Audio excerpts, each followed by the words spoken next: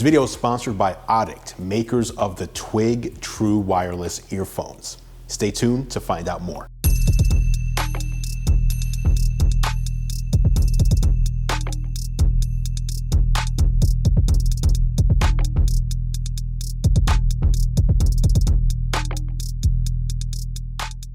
I'm Andrew Edwards, you're watching Gear Live, and Samsung sent over the new Galaxy S21 and S21 Ultra smartphones. So let's open them up and talk about the new features that Samsung has added to its flagship smartphone lineup for 2021. Now, the first thing you'll notice is that these boxes are a lot thinner than they were in previous generations of the Galaxy S line, and that's because the boxes include less inside of them. It's crazy because just a couple of months ago, Samsung called out Apple for removing the charging adapter from the box of the iPhone, and literally several weeks later, they're doing the same thing after deleting that tweet first, of course. But I digress. Let's open up the Galaxy S21. Removing the cover right up front, you get the Galaxy S21 smartphone, and we'll put that aside for just a second.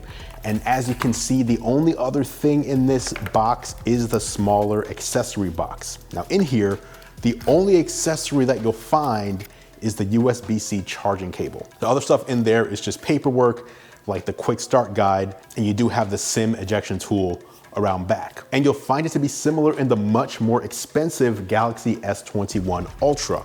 The box is mainly just to hold the smartphone itself and the USB-C charging cable, along with some minimal documentation. So not much to that unboxing. So right off the bat though, let's talk about these bold designs. The Galaxy S21 is available in Phantom Violet, which is the Thanos-like color that I have here. And I think this one looks so good, but it's also available in Phantom Pink, Phantom Gray, and Phantom White. The Galaxy S21 Ultra is less exciting though, as it's available in just two colors, Phantom Black, which is what I have here, and Phantom Silver. Now this is more of a matte finish, which I think also looks pretty good, but I do wish that both Apple and Samsung would add a bit more excitement to the color choices for their top-end flagships. Why does the entry level get all the fun? By the way, with the Galaxy S21 and S21 Plus, the rear body is made up of plastic rather than glass like we've been getting for the past several years.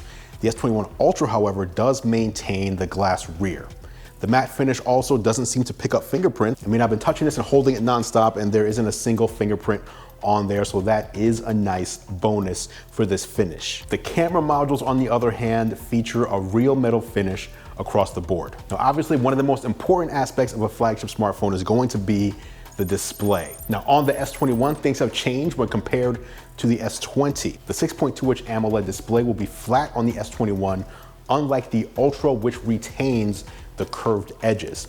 Now, some might see this as a regression, but I personally prefer the flatter displays myself. Now, there's also a shift in the resolution with the S21 and S21 Plus both getting a full HD Plus resolution. Now, that's a change of direction for Samsung, which has previously put a quad HD Plus display in the entire Galaxy S lineup. Now, that's not likely to make a huge difference to the S21 with the smaller display, but it does mean that the larger S21 Plus won't be able to produce as much fine detail. However, that probably won't matter either, because Full HD Plus is the default resolution on Samsung devices, and I suspect that many people have never even bothered to switch to Quad HD Plus in settings, even when the option was available. The S21 Ultra, on the other hand, does maintain that Quad HD Plus resolution, and all models across the board get brighter OLED panels this year as well. Another big display improvement is support for the adaptive refresh rates. So the Galaxy S21 lineup features displays that will automatically ramp up and down between 48 Hz and 120 Hz at the full supported resolution of the device. And yes, that even includes Quad HD Plus on the S21 Ultra, unlike in previous years. But even better, the Ultra's display can get all the way down to 10 Hertz. So it goes from 10 Hertz to 120 Hertz. This is gonna allow the Galaxy S21 and S21 Ultra to pick the best refresh rate for the content that's being displayed, balancing battery life with performance.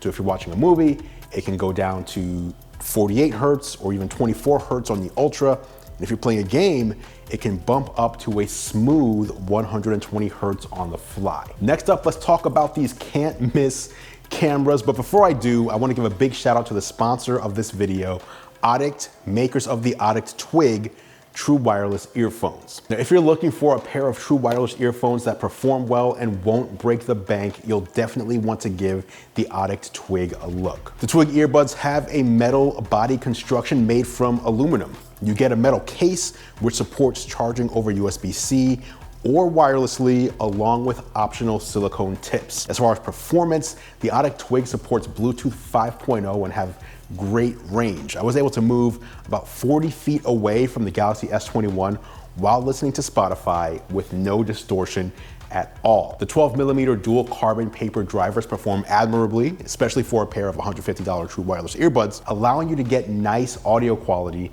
for less than the more expensive flagship options out there. The Audict app lets you customize your EQ, your presets, autoplay settings, and even builds in a super accurate battery level indicator. And I know that sounds odd, but I have never seen a battery life indicator as precise as this one. You can also use the app to find them if you misplace them.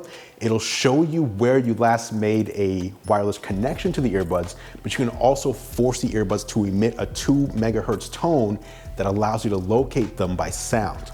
You can pick up the Audict Twig right now for $149 using the link down in the description below. Once again, big thank you to Audict for sponsoring this video. And now on to the cameras. This seems to be the most polarizing part of the Galaxy S21 and especially the S21 Ultra because of how it looks. Some people love it and others hate it. Now personally, I spend the vast majority of my time looking at the display when I'm using my phone rather than staring at the back. So do whatever you need to do to give me the best camera features possible, regardless of how it looks. Again, just my opinion. Now on the Galaxy S21, you're getting a triple camera system. It's the same setup that you had on last year's S20, that being a 12 megapixel f1.8 aperture main camera, a 64 megapixel telephoto with a 3x optical zoom and 30x space zoom, and f2.0 aperture, and a 12 megapixel ultra wide at f2.2. Now on the front, you do have a 10 megapixel selfie camera at f2.2 as well. Now since the hardware is identical on the S21 when compared to the S20, most of the changes will come in software. There's a new director's view, vlogger view, and the ability to take 8K stills from the 8K videos. You'll also be able to shoot 4K 60 frames per second on all cameras, including the front camera. Of course, I'll be covering all of that in the full review, so be sure you're subscribed so you don't miss that. Now the S21 Ultra, on the other hand, continues the trend that we've been seeing across this video, which is that it adds and improves over last year's S20 Ultra. The major improvement for the S21 Ultra over the S20 Ultra camera includes replacing the 103mm equivalent periscope telephoto lens with a dual telephoto setup. So the S21 Ultra has a 70mm lens to handle medium range telephoto shots, while a 240mm beast allows for extremely long telephoto zooming, including 100x space zoom. Both the primary wide and ultra wide cameras look more similar to last year's model, but even those come with more subtle improvements like updated sensors. Now this is another area where we've seen some improvement. Now obviously Samsung has the super fast wired charging and fast wireless charging 2.0, but what I love about the battery on the S21 series is that it continues what we saw with the Galaxy S20 FE and Note with the intelligent battery tech. Samsung says it's an all-day battery that can last well over the 24-hour mark even when on 5G. That's thanks to the variable refresh rate of the display and the machine learning built into the phone that optimizes the processor based on your usage. Now there's plenty more to cover, and again, I'll be doing that in the full review, but you've got other things like S Pen support on the S21 Ultra, along with Wi-Fi 6E, which I believe is a first for smartphones, at least here in the US. Now, obviously, any time that Samsung launches a new generation of Galaxy S devices, it's an exciting time for a lot of people out there. So for now, hit me with your questions about these devices so I can be sure to cover them in the full review. And thanks again for watching. As always, guys, I appreciate your support. I'm Andrew Edwards, and I will catch you in the next video.